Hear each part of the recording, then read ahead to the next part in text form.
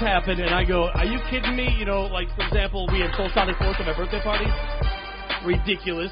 So I'd walk around telling people that I had Soul Sonic Force at my birthday party, and, you know, so I was like, anything else? Anything else you got? But this is crazy right now. I'm a huge fan, Aldo. We have Aldo Marin on the show right there. There he is. Aldo, hi. This is so great. Can you hear me okay? Yeah. Oh, perfect. Okay, good. So, Aldo Marin, the background real quick. Cutting Records. Everybody knows Cutting Records. Aldo Marin was there with his brother Armando, and he's here. And I'm sweating more talking to you than I am talking to, you know, like we talked to Arthur Baker a couple weeks ago, and the great Tony Moran. And more relaxed with me. Yeah, exactly. And you were there too. But thank you so much for hanging out and spending some time with us. I mean, Aldo Marin was one of the most popular DJs in New York in the 80s, and, you know, from his Kiss master mixes and his tapes and everything. And here you are talking to me. 92 KTU. Paco Super Mixes. The Super Mixes. You can check them. I've listened to probably like a dozen of them on YouTube, which is amazing. Yeah, Mixcloud as well. I got my page on Mixcloud with some of the oldest mixes and some of the more recent mixes, but I haven't done one in a while now. So you started mixing with your family owned a record store. Yeah. And you started DJing at 10 years old. Yeah, pretty much. So can you like describe your crate? Let's just go through the crate real quick. What were you playing when you were 10? Like I'm going through this, so you got to pull out this. The first ones were like Love Is the Message, MFSB, Soul Makusa, the original Soul Makusa. Right. Mano de Bongo, you know, Rock the Boat, but the Hughes Corporation. Yeah, not the Force. Yeah. Not the remix. I mean, I played that later on radio, you know. But, yeah, those were pretty much the earlier ones. The Mexican, Babe Ruth, original. Yeah. A lot of jams. You know? Yeah. Well, there's, you know, like, there's so much history and so much background. Where do we start? Can we start with Hashim? You want to start with Hashim? How did that record come about? This is your first record?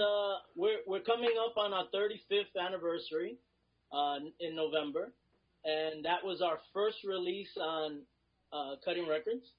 And, you know, thank God it's been, you know, on the 30th anniversary of Def Jam compilation. It's been in Straight Outta Compton, the movie. Yeah. You know, so it's been recognized by the hip-hop community as one of the main, right. You know, for those who don't know what Hashim is, it's the one that goes, "It's time." And I talked to somebody, they told me that it's your voice saying, "Just feel it."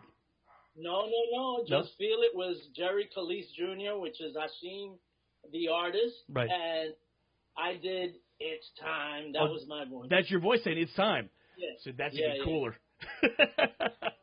It's time. I mean, that's the yeah, we epitome. did different tracks, and then we just combined what sounded best with the original song, and it all came together in editing and stuff like that. You know, my first love is editing.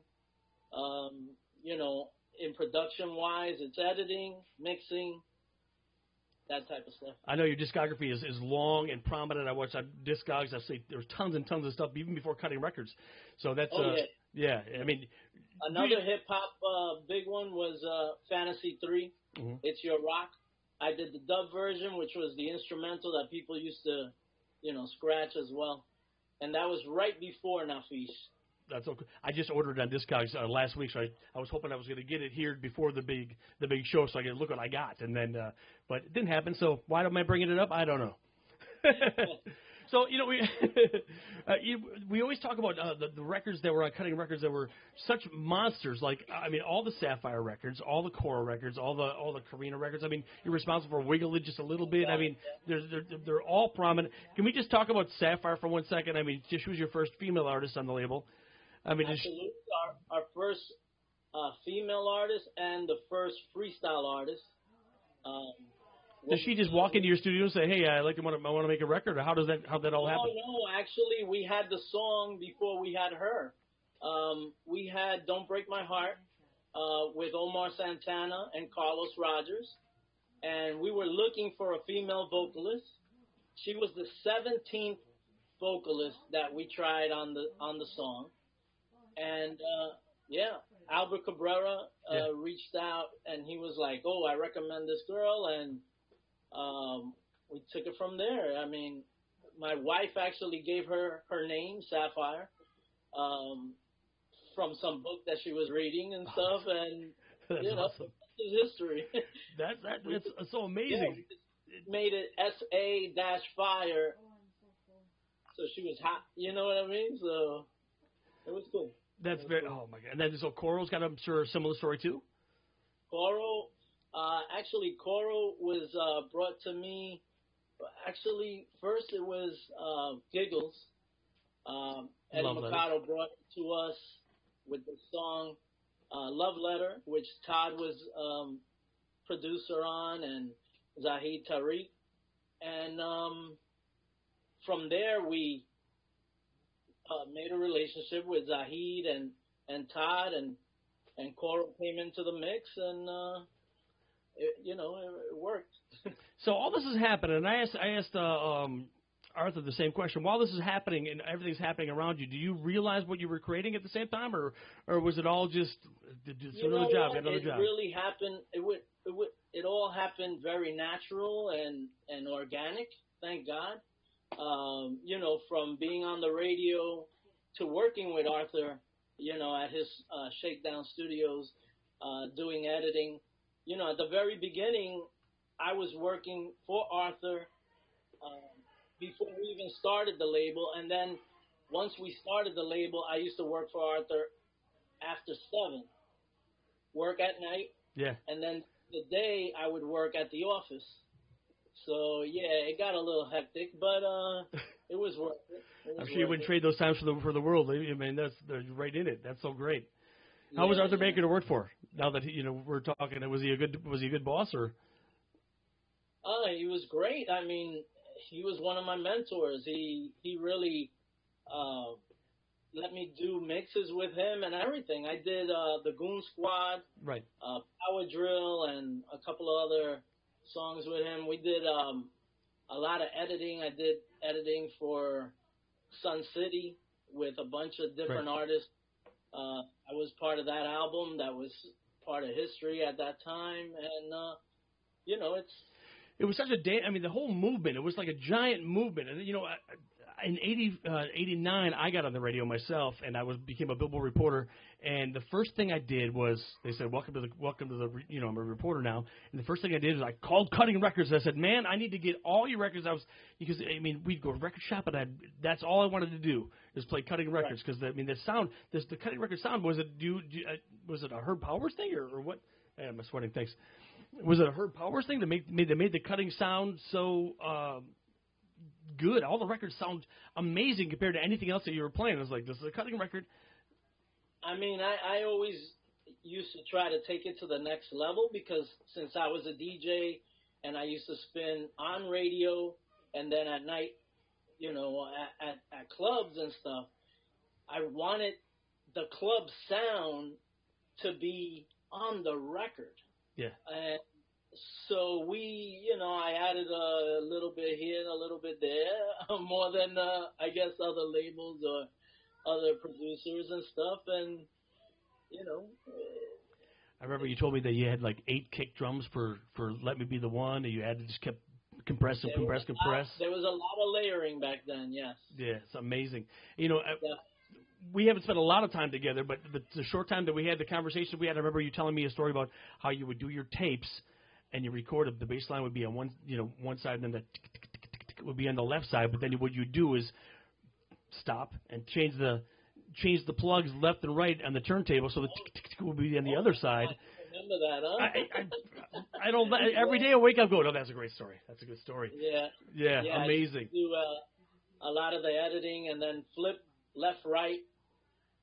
So if you're listening to on headphones, which back then wasn't that much on headphones, but it was on speakers, and it would just change the dynamic of the song, and it would work on that. Yeah, amazing. I love that story.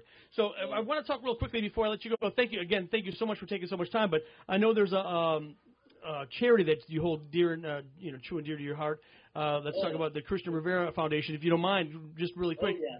There you go. If you want want to talk about what that's about, and then how people can contribute if they're so inclined. Yeah, I'm surprised you're asking me about this, but yes, absolutely.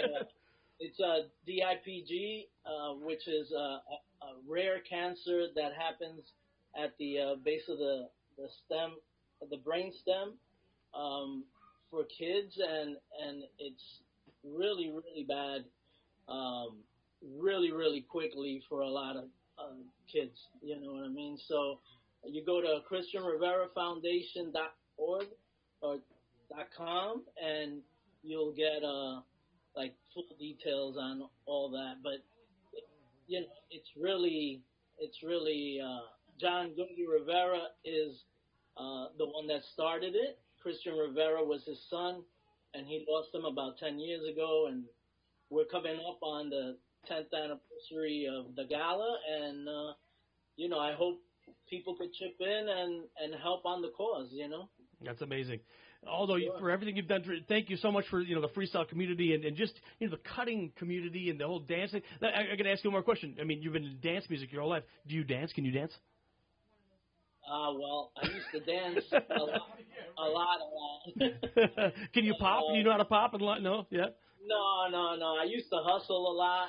You Okay. know, we used to do a lot of dancing competitions, even on the Spanish side as well.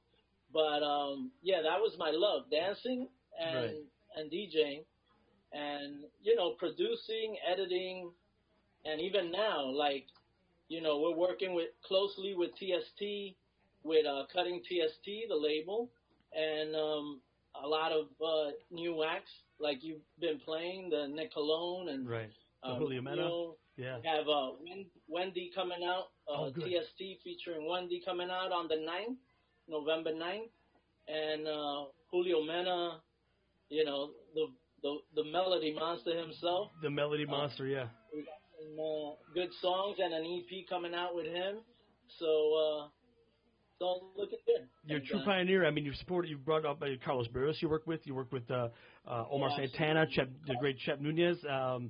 No doubt that you are the king, man. Thank you so much for taking time, and, you know, my hat's off to you, man. You know, I'm a huge fan. You know, I love you, brother. Thank you. Thanks for being a part of this little show, too, man. I can't believe it. It's Aldo Marin, everybody. Big round of applause. There we go. Thanks again. I'm going to play Sapphire.